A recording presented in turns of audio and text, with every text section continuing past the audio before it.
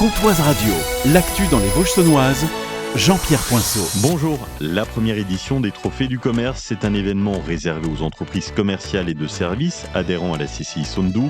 L'objectif, mettre en avant les capacités de ces entreprises à s'adapter, à innover, à réussir leur transition écologique.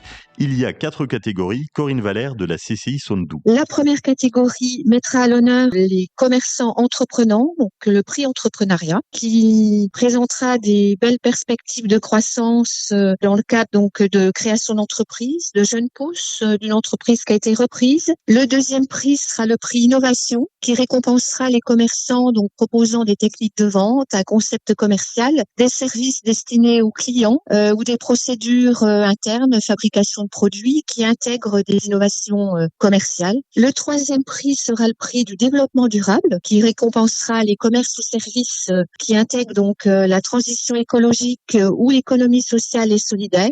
Et puis le quatrième prix sera le prix de la qualité, qui récompensera les commerces et services pour la qualité de leur accueil client. Pour participer, le dossier d'inscription est disponible sur la page d'accueil du site de la CCI Sundhu. Vous pouvez candidater jusqu'au 7 février. Stellantis lance une plateforme en ligne pour indemniser les propriétaires touchés par les défaillances de leurs moteurs PureTech.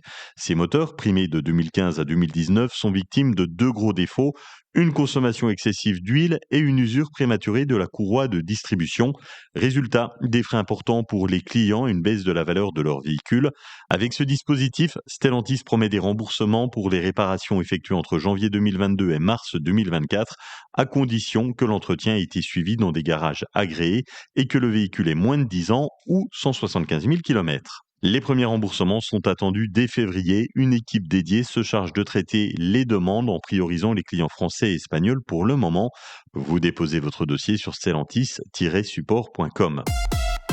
La ville de Vesoul renforce sa sécurité de proximité avec la mise en place d'une police pluricommunale et l'acquisition de nouveaux véhicules. Les policiers municipaux disposent désormais d'un SUV 3008 hybride et d'un partenaire financé par la mairie. Cette police municipale élargie couvre 4 communes voisines, Charrier, Coulvon, Montigny-les-Vesoul et Noidans-les-Vesoul.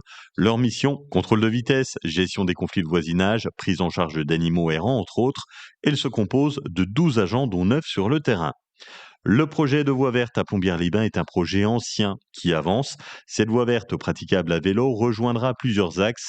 Lydie Barbeau, maire de Plombières. Cette voie verte, elle va relier d'un côté Plombières à la Haute-Saône et de l'autre côté le Val d'Ajol à la Haute-Saône. Et en fait, on pourra aussi relier Plombières au Val d'Ajol à vélo. Et il s'intègre dans un projet plus global puisqu'il pourra récupérer ce circuit, la voie bleue qui vient des pays du nord de l'Europe et qui descend vers le sud de l'Europe. La mairie de Plombières recherche actuellement le maître d'œuvre et devrait se rapprocher du département de la Haute-Saône pour opérer la jonction finale.